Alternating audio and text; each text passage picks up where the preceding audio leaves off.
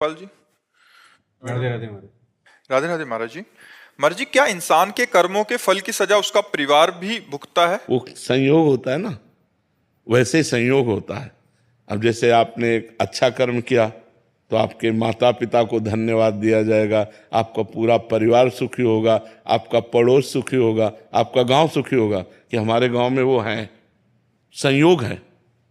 आपने गलत काम किया, किस गांव का है, उस गांव की बदनामी, उस मोहल्ले के, उस परिवार के लोग सब दुखी हो जाएंगे। तो कर्म का ऐसा जाल है कि वो जहाँ तक हमारा संबंध होता है वहाँ तक प्रभाव डालता है।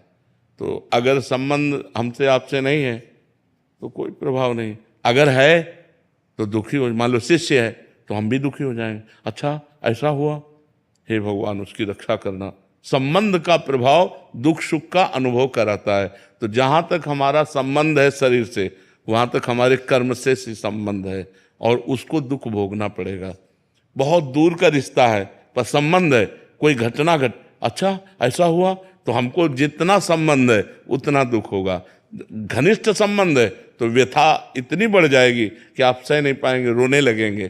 तो ये संबंध का है। कर्म का अच्छे और बुरे कर्म का भोग संबंधियों को भोगना पड़ता है, उनको भी उतना जितना संबंध है उतना भोगना पड़ेगा। अब हमारा ज्यादा संबंध नहीं है पर सुनने का है तो एकदम एक थोड़ा सा विषाद हुआ और भाई मर गया और ज्यादा विषाद हुआ, पुत्र मर गया तो विषाद में एकदम चले गए। तो संबंध का हमारे कर्मों से भी संबंध है।